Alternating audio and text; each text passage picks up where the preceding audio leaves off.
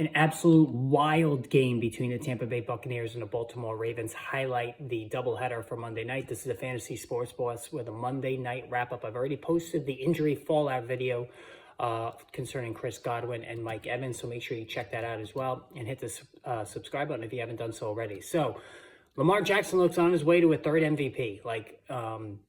It is beyond ridiculous how well he is playing right now.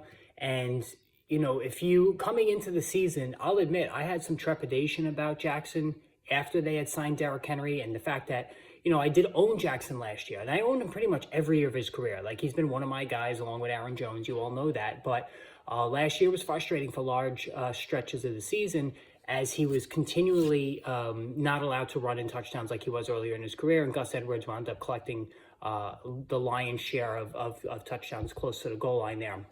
Unlike a Jalen Hurts, who does the tush push and all that stuff, and Josh Allen, who does the keepers and ran for 15 touchdowns himself last year. So I was a little worried about, you know, now they're adding Derrick Henry, it's going to be even fewer opportunities for Jackson to score. But that has not been the case. He is throwing the football better than I've ever seen him, and he's running more than he did last year by a wide margin. So last night it was ridiculous. 17 to 22, 281, 5 touchdowns. This was reminiscent, a 40-point plus game. This was reminiscent of the fantasy championship bonanza he put up last year against Miami, which won me a league. He ran for 52 yards. He did lose a fumble, but it is just impossible to stop Lamar Jackson. He is the best quarterback in fantasy football right now. And, you know, if you avoided the trifecta of the ultra disappointing Pat Mahomes, the inconsistent Josh Allen, and Jalen Hurts, who's been a turnover machine up until the last couple of games, Lamar Jackson is paying off big time right now. And then you have Derrick Henry, only 15 carries. He runs for 169 yards. Like, it's just absolutely ridiculous. And you know what? Okay, he didn't score on the ground, so he catches one pass for 13 yards, and he scores on that. So he scores every single week. Like, Derrick Henry is the top running back. So you have the top fantasy quarterback and you have the top fantasy running back on the same team. Like, it's just ridiculous right now. And, you know, and looking at the game last night as well, the top receiver, Zay Flowers, 1 catch for 11 yards. So if you needed Zay Flowers to do anything last night, you were screwed. But then Mark Andrews goes out and catches 4 passes for 41 yards and scores twice. Now, here's the thing about Mark Andrews. Mark Andrews owners are getting giddy again. It's been an awful start to the season. First 6 weeks were an absolute joke. He had the 2 0-point performances.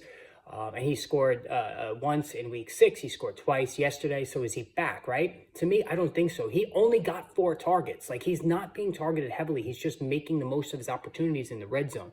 So is that going to work at the tight end position? Yes. But I also think if there is even a modicum of a sell-high window, I would try to do it, because he's just not getting the targets. Rashad Bateman led the way, 4 for 121 on a score. So Rashad Bateman, who's hinted at some big-time ability in the past, played well in this one, and he's worth an add as a bench option. Now on the Tampa Bay side, this offense is subtly in trouble. Baker Mayfield, 31 of 45, 370, 3 more passing touchdowns. He did turn it over twice, 2 interceptions. Ran for 22 yards. So Baker Mayfield has been a top, 2 quarterback. I believe he's number 2 now behind Lamar Jackson. So Baker Mayfield is absolutely killing it, but it might be some tough sledding going forward because of Chris Godwin now out for the season with a dislocated ankle. Mike Evans looks like he has a really bad hamstring injury, but Evans tends to be a little dramatic with his injuries, and then he comes back and plays the next week. So let's get confirmation before we panic there. But Cade Otton is a must-add this week if he's available. 8 catches for 100 yards. He's been really quietly very good, and again, we talked about how bad tight ends have been this year.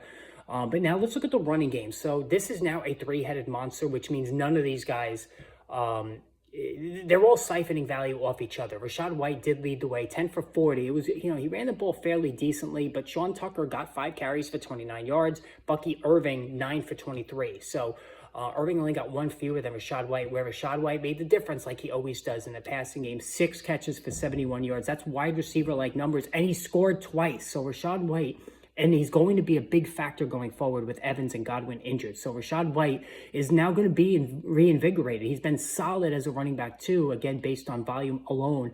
But he has successfully pushed back on Sean Tucker and Bucky Irving as threats to his job, and he's catching a ton of passes, and he will going forward just because of the the opportunity share that's going to increase with Chris Godwin and Mike Evans injured. All right, the other game of the night was Arizona 17-15 over Los Angeles. Kyler Murray threw a touchdown pass. He ran for another, and that's really was the story of the game. For him, he's still this Arizona offense. I really had some high hopes for them, but it's been very boring. It's been very inconsistent. It just has not been hasn't been very good, right? It's just nothing other than James Conner, who ran well in this one. It just really hasn't been that attractive to look at, and it's very unimaginative. We haven't seen the impact that Trey McBride we thought he would have. 5 catches for 51 yards. Marvin Harrison Jr. was virtually non-existent. 3 catches for 21 yards. So he's not doing anything. James Conner was pretty much the entire offense, and Conner again. Second year in a row, he's averaging a robust, average in rushing yards per carry, I should say, 19 for 101. In this one, he caught 2 passes for 51 yards. So James Conner, who's really, he was involved in the passing game a lot more earlier in his career. He hasn't been doing that the last couple of years, but he's running it as well as he's ever run it. But nobody else is doing anything. Like Kyler Murray for 145 yards in the air, 1 touchdown, 1 pick. He ran for a touchdown.